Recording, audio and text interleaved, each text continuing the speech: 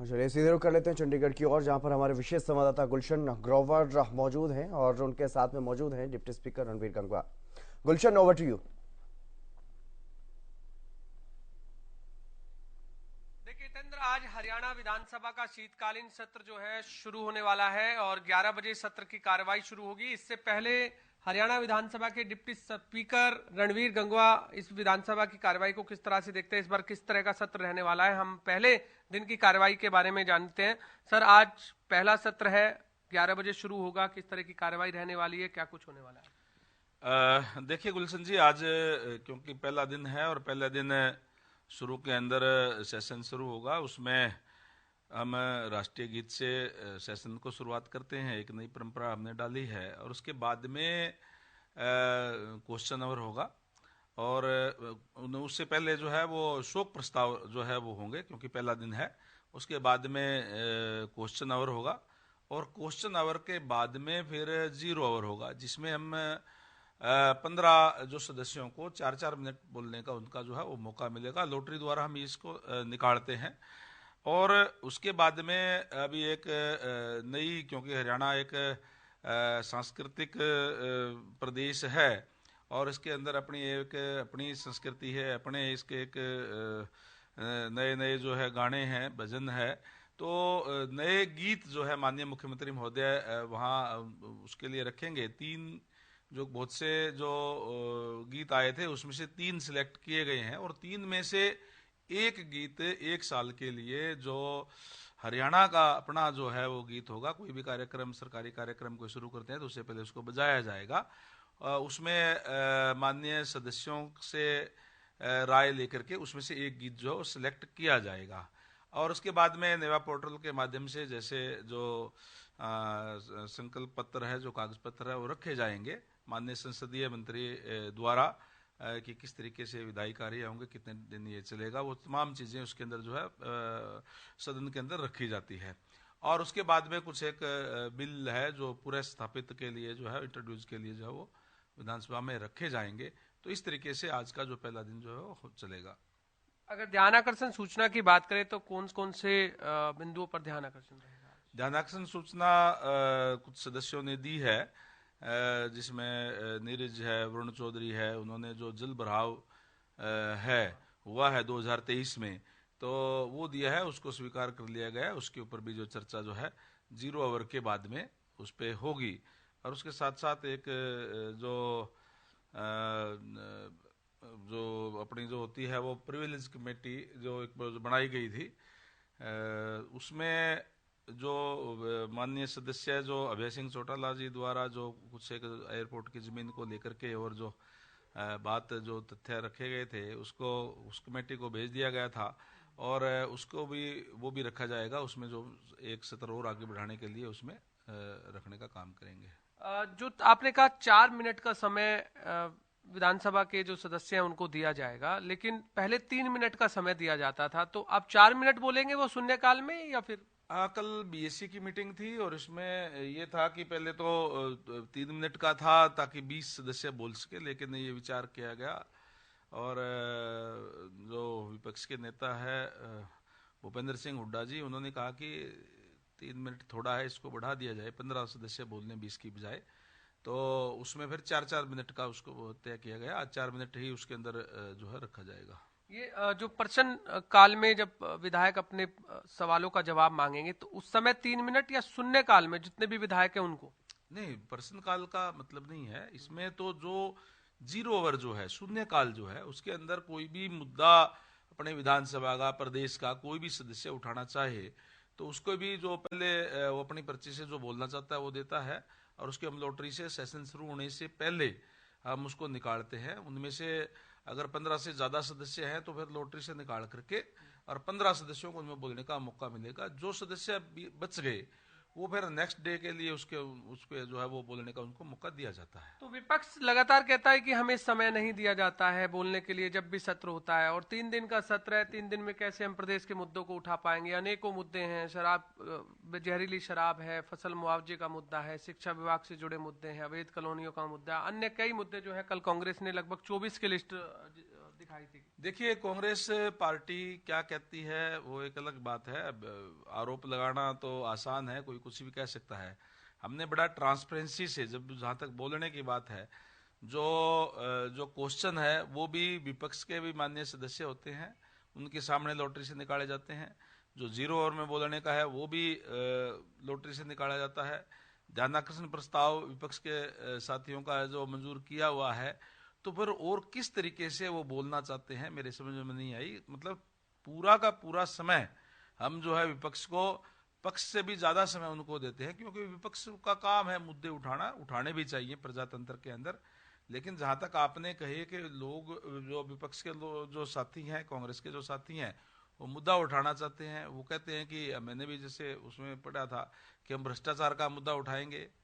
मुझे तो हैरानी होती है ये बात सुनकर के, एक एक सांसद के घर में इनके 27 मशीनें गर्म हो जाती है, इतने नोट जो है वहां निकल रहे हैं, और पता नहीं कितने और निकलेंगे, वहां भी जारी है उनका। तो इस टाइप के लोग भी भ्रष्टाचार की बात करते हैं, जिनके राज्य के अंदर नए घोटाले होते थे। तो मेरे ख्याल से कांग्रेस के साथियों के मुंह से ये बातें अच्छे नहीं लगती। बाकी जो भी मुद्दे हैं उठाएंगे, सरकार उनका जवाब देगी। संसद की सुरक्षा में जो चूक हुई, उसके बाद आज से शीतकालीन सत्र की शुरुआत हो रही है। तमाम विधायक भी वहां पहुंचेंगे, अन्य जो दर्शक दीर्घा है उसमें भी लोग पहुंचेंगे। तो किस तरह की सुरक्षा व्यवस्था रहेगी, और क्या कुछ अगर इस तरह से आगे कुछ ना हो, इसके लिए क्या कुछ प्रबंध विधान? देखिए, निश्चित तौर पर पार्लियामेंट पे जो घटना हुई है वो निंदनीय है, और उससे सबक लेते हुए हमने भी अभी विचार किया है कि जो दर्शक दीर्घा है वहाँ कोई गिलास लगाने का और का दोबारा भी बैठ करके विचार करेंगे। और जो हमारे वहाँ पे जो सुरक्षा कर्मी हैं, उनको निर्देश दिए गए हैं कि अच्छी तरह से कैसे चेक करके फिर ही कोई आएगा। और इसके बारे में जो भी कदम उठाने होंगे वो भी हम उठाने का काम करेंगे, ताकि इस तरह की घटना की कोई आशंका हरियाणा विधानसभा के अंदर जो है वो ना हो। निश्चित तौर पर जब कोई घटना होती है तो उसे सबक लेकर के एहतियात के तौर पे कदम उठाए जाते हैं। माननीय स्पीकर महोदय ने डीजी जो हरियाणा, यूटी के और पंजाब के, इनसे सबसे मीटिंग करके, क्योंकि मैं तो उसमें मीटिंग में नहीं था, बाहर हिसार से मैं लेट आया था, तो तमाम उस पर विचार किया है। और आगे भी हम विधानसभा के अंदर भी क्या क्या करना है उस पर विचार हम करेंगे। तो इस बार कौन कौन से बिल आने वाले हैं, इसकी कोई जानकारी क्यों? अभी बिल तो आज तो कोई नहीं है। आज तो जैसे मैंने पहले कहा कि इंट्रोड्यूस के लिए रखा जाएगा, और जो नए बिल आएंगे उसकी जानकारी आपको वहां देंगे।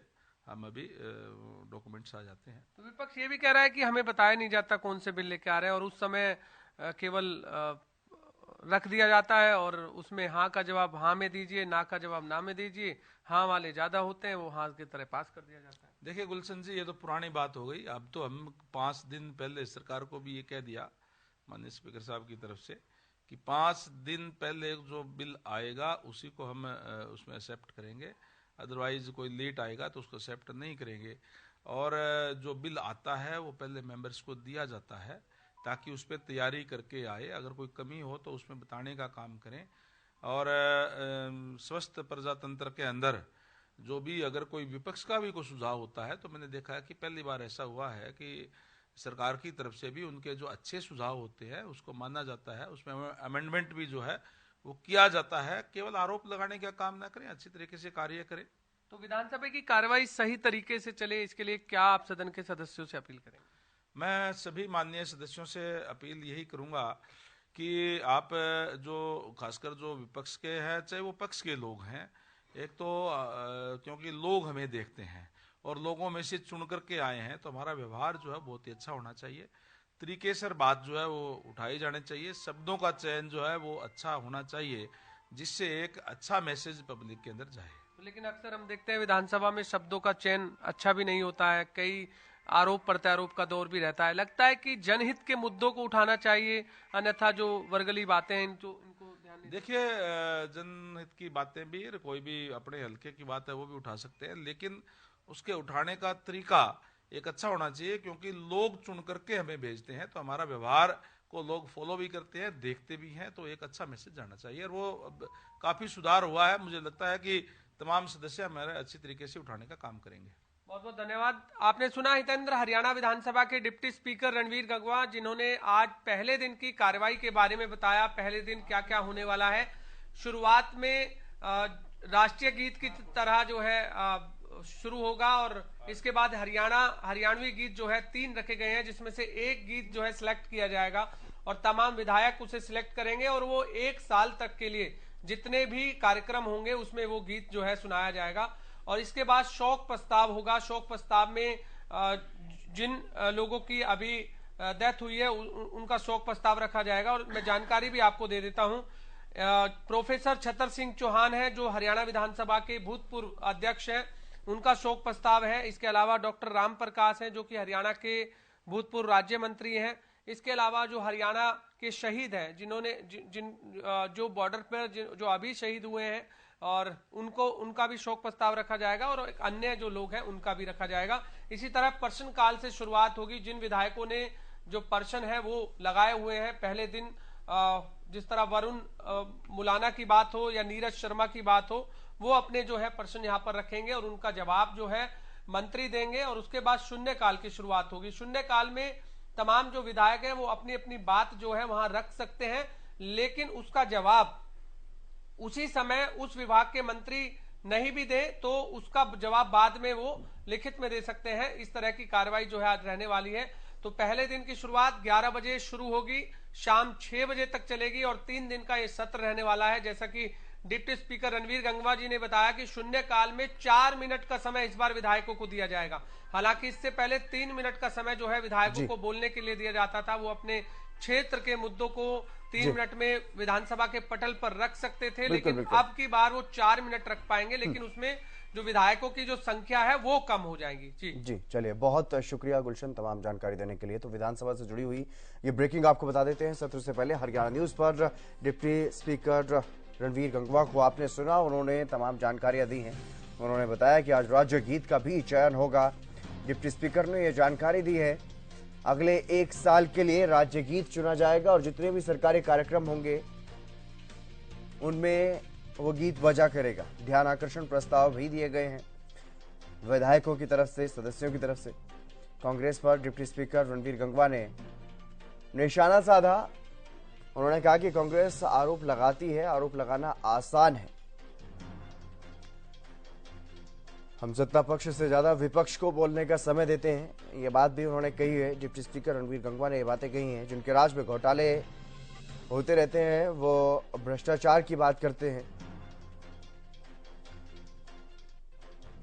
धीरज साहू के ठिकानों से जो करोड़ों का कैश मिला है उसको लेकर के भी निशाना साधते हुए नजर आए कांग्रेस पर डिप्टी स्पीकर।